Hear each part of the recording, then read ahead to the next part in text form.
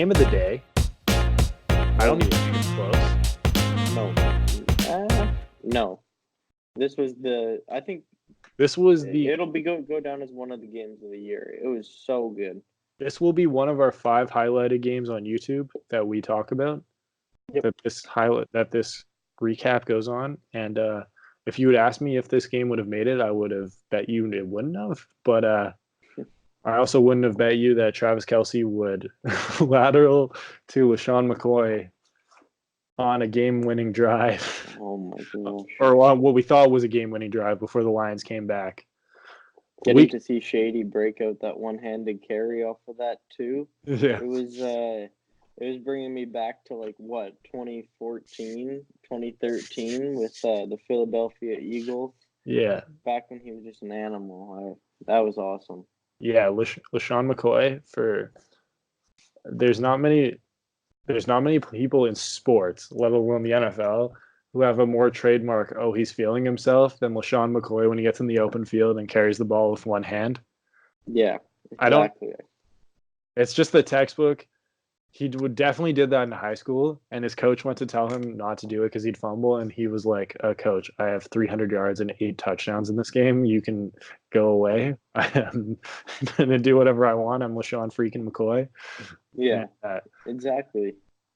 And the coach was like, you know what? Yeah, just keep carrying the ball with one hand. I don't care. That's definitely the guy is something else. He's so fun to watch. He's definitely one of the most enjoyable players to watch in recent NFL history. Definitely happy to see him in a place where he can excel. Not that he wasn't in Buffalo, but I think just where he can really thrive. I think it's just been proven he's built for Andy Reid's offense. Yeah. There's about 8 different running backs who get the ball lateraled to them there and they drop it. And you can even include high-level guys. I don't know if Fournette catches that ball. I don't know if he's ready for it.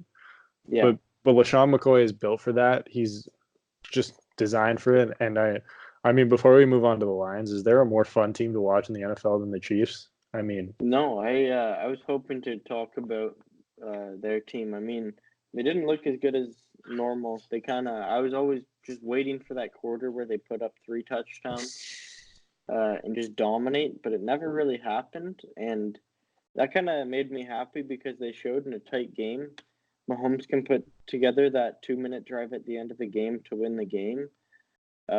Topping it off with a rushing touchdown too is what I like to see out of the Chiefs. Their playmakers have shown it on the outside that they can make the big plays, but you want to see the running back be able to make that 1-2 yard play when it really matters. It was exciting for them to get a win quickly, with Mahomes not accounting for any touchdowns. Yeah, and I called Mahomes, I was talking to Will before the game, and I was like, hey, he's inside. He's going to throw 500 yards, 6 touchdowns. He didn't, of course, and I was excited watching that still. It was an awesome game. They played well, too. I mean, they definitely missed Tyreek Hill out there. And they're excited to have him back. I mean, everybody's seen that video of him running routes at this point. He looks like he's coming back pretty quick here. So they're just an exciting team to watch. But I'm getting into Detroit. I don't know if you felt this, but Detroit is the kind of underdog team of the year that has come out and really surprised people. They've looked shockingly good in most of the games they've played, except for that week 1 game against Arizona, I think. But I mean, 2-1-1, that's a good record for Detroit. Most people probably would have had them close to 0-4 at this point. I mean, Detroit is they're the physical team embodiment of why the NFL will never be passed, at least anytime soon, by the NBA, by Major League Baseball, by the NHL, by whoever you want to say in North America.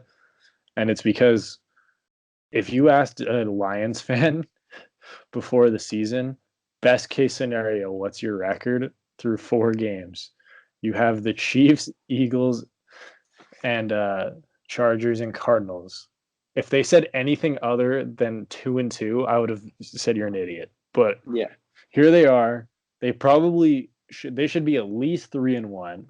You can make a strong case they should be 4-0. And yeah, you just see consistently this league gives you hope. The Lions are proving the importance of culture. That's what Matt Patricia consistently said last year, and people laughed at him and mocked him. You're making your team practice outside. What are you doing? Well, what he's doing is building a culture of winning in a place that hasn't had it before. And we're seeing it consistently. Previous Lions teams would not have driven down the field after that lateral that led to the touchdown. That's what people aren't going to talk about this game is they're going to show the highlight package and they'll show that and they'll make it look like that was the last drive. That wasn't the last drive. The Lions came down the field right away. And Matt Stafford made 3 or 4 unreal throws. Kenny Golladay, what a catch in the end zone. He made 2 outstanding plays. And, I mean, yeah, the Lions are a legitimate team. I'm happy you got into the kind of seeing the Lions now compared to the old teams because I remember back in the day playing Madden, Megatron. I mean Kelvin Johnson, best player in Madden, Ultimate Team. Everybody had him. We're just tossing up the deep ball to him every play. So I always kind of cheered for the Lions just for that. Yeah, and they went 0-16 one year, just ugly records. And I'm kind of happy to see them do well this year. I mean, Matt Stafford is finally putting himself together a year that's, even though he always gets good numbers, that's going to be productive, it's looking like. And they have a good team. And I hope they do have a good year because they're looking like they can. Matt Stafford, one of the good guys in the NFL. For those who don't know, his wife is going through a battle with cancer right now. And